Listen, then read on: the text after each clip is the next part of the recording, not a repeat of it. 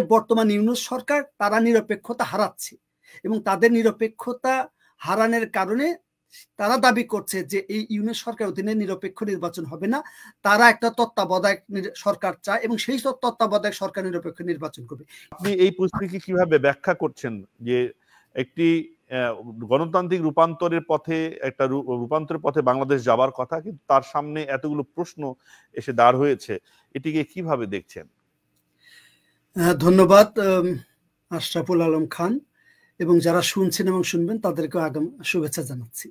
অনেকগুলো প্রশ্ন আপনার সামনে নিয়ে এসছেন, তো আমি যদি ভুলে যাই আপনাকে স্মরণ করিয়ে দিবেন, তো আমি একটা একটা করে বলার চেষ্টা করি।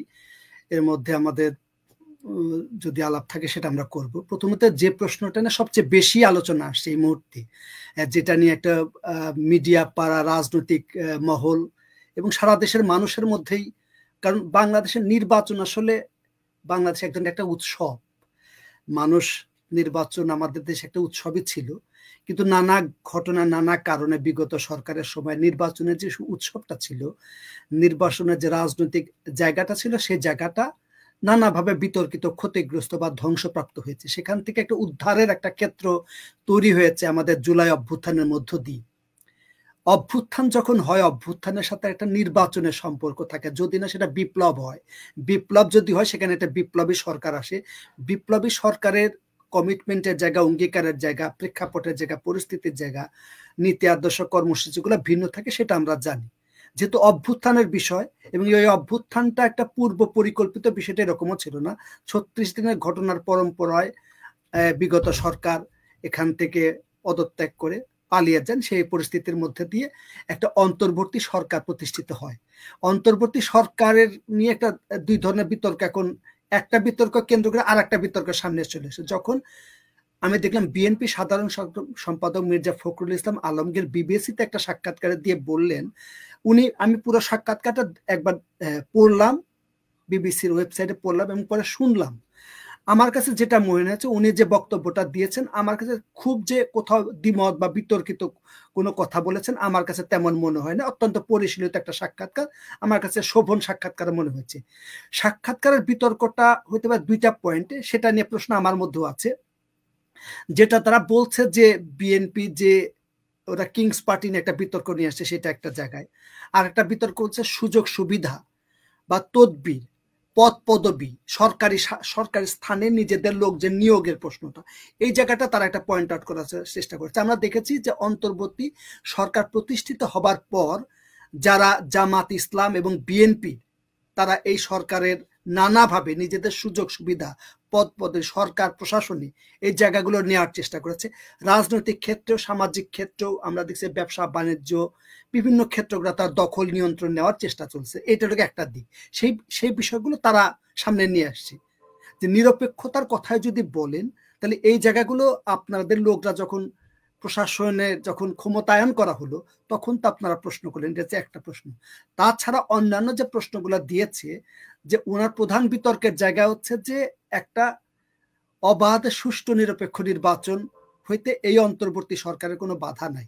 আমরা সেটা আশা করেছিলাম যে এই অন্তর্বর্তী সরকার যখন হবে, তখন তো আসলে এই ধরনের কোনো আলোচনা ছিল না যে এই সরকারের অধীনে বা এই সরকারের উপদেষ্টাদের কয়েকজন ছাত্ররা যারা আন্দোলন করেছিল, তারা একটা রাজনৈতিক দল গঠন করবে এবং সেই রাজনৈতিক দল নির্বাচনে অংশগ্রহণ করবে।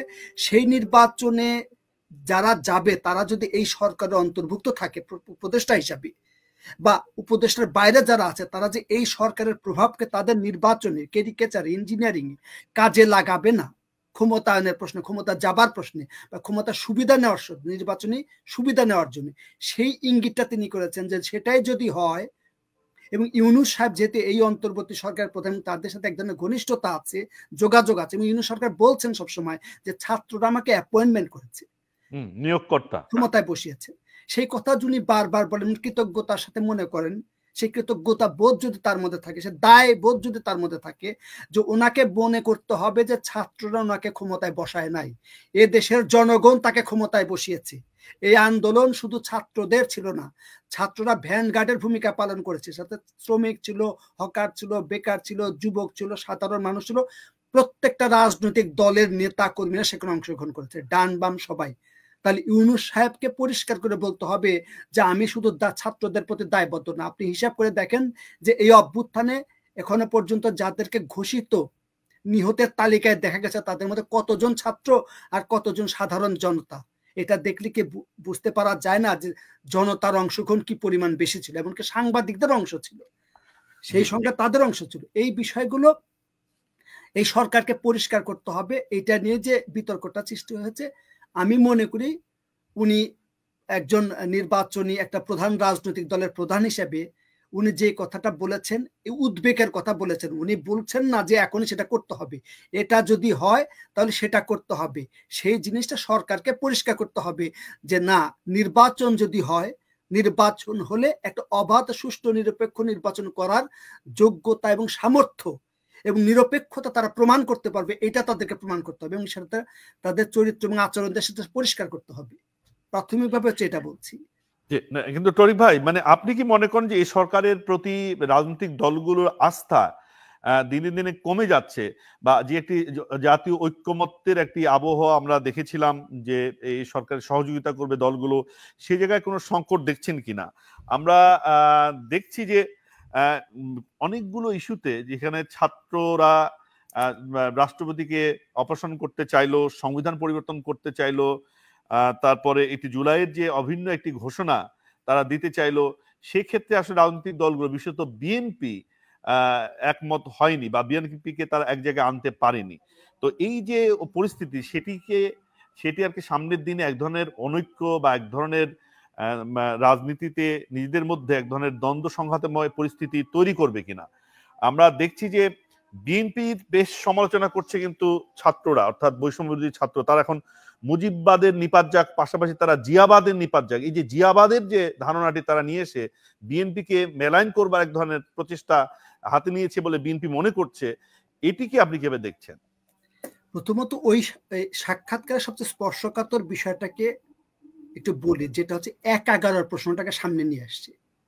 যে ওরা যেটা অভিযোগ করছে, যেটা মির্জা ফখরুল ইসলাম আলমগীরের সাক্ষাৎকারের পর এই অন্তর্বর্তী সরকারের তরুণ উপদেষ্টা নাহিদ পরে আবার সে বিবিসিতে সাক্ষাৎকার দিয়েছে উনিও, এবং এটা তার বিবৃতি উনি একটা ফেসবুক পোস্টে, তার ভেরিফাইড পোস্টেও বলেছে যে মির্জা ফখরুল ইসলাম আলমগীর যে বক্তব্যটা দিচ্ছেন, এই বক্তব্যের মধ্য দিয়ে তারা আসলে একটা ১/১১ প্রেক্ষাপট তৈরি করছে।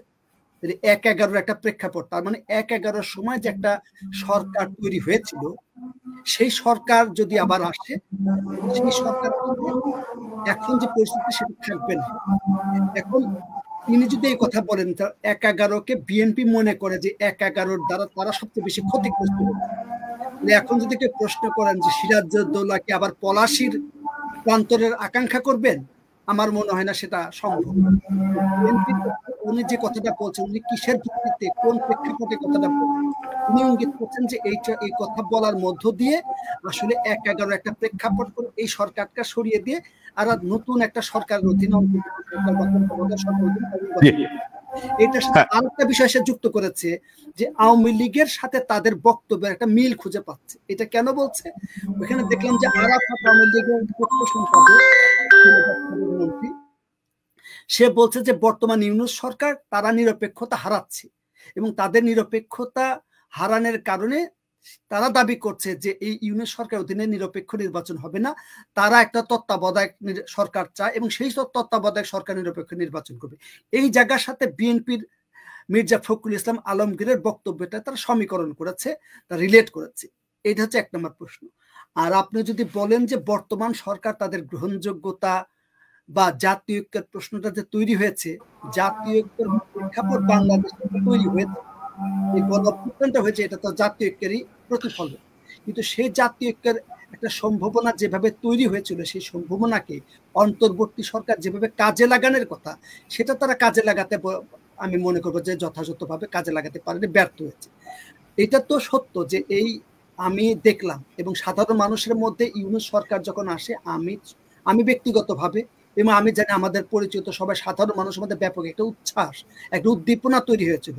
কারণ ইউনূস সাহেবের যে সম্মান, মর্যাদা, গুরুত্ব, ব্যক্তিত্ব, সারা পৃথিবীতে তার পরিচয়, সেই জায়গাটা একটা মানুষের মধ্যে একটা আকাঙ্ক্ষার জায়গা তৈরি হয়েছিল, একটা আস্থার জায়গা তৈরি হয়েছিল।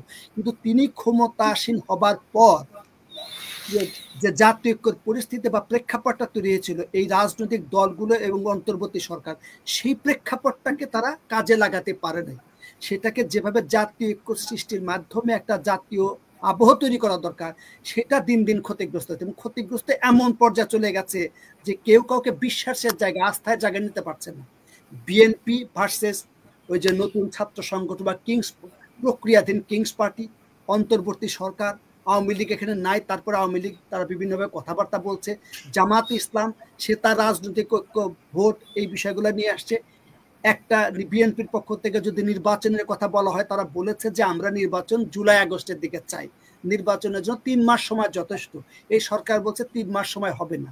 নির্বাচনের আর একটা গুরুত্বপূর্ণ প্রশ্ন হচ্ছে সংস্কারের কথা, যে সংস্কার আগে না নির্বাচন আগে, কতটুকু সংস্কার হবে, কি সংস্কার হবে। সংস্কার কমিটি ইতিমধ্যে কিছু কিছু রিপোর্ট দিয়েছে, সেই রিপোর্টগুলোর মধ্যে বেশ কিছু প্রশ্নবোধক বিষয় আছে, বেশ কিছু বিতর্কিত বিষয় আছে। সেই বিষয়গুলো সকল রাজনৈতিক দল ঐক্যমত হবে না, সেটা স্পষ্ট। সেটা ফখরুল ইসলাম আলমগীর তার বক্তব্যের মধ্যে দিয়েছে, যে তারা যে জুলাই ডিক্লারেশনের কথা বলছে, সে জুলাই ডিক্লারেশন তাদের 5 মাস পরে দেওয়ার যৌক্তিকতাকে নিজেরাই প্রশ্ন তুলেছে। তাহলে বাংলাদেশের এই আন্দোলন ক্ষমতার দাবি তার প্রধান একটি রাজনৈতিক দল, তারা নিজেরাই জিনিসটা প্রশ্ন তুলেছে। তাহলে সেটা নিয়ে ঐক্যমত হবে কিভাবে? সংবিধানের যে বিষয়গুলো আছে সেখানে ঐক্যমত হবে কিভাবে? জুলাই 72-এর সংবিধান কবে রচনা করা হবে সেখানে ঐক্যমত হবে কিভাবে? 72-এর সংবিধানের পক্ষে বিএনপি দাঁড়িয়েছে, আমি আওয়ামী লীগের কথা বাদ দিলাম, বামপন্থী দলগুলো সেখানে আছে। এই জিনিসগুলো এত বেশি ছড়িয়ে যাচ্ছে, এই সরকার তাদের ইস্যুর জায়গা থেকে তারা অন্যান্য ছোট ছোট ইস্যু তৈরি করছে, এবং জনজীবনের সংকটে নানা বিষয় আছে, সাধারণ মানুষের যে কোনটা প্রয়োজন, কোনটা গুরুত্ব, সেই জিনিসগুলো সামনে আসছে না।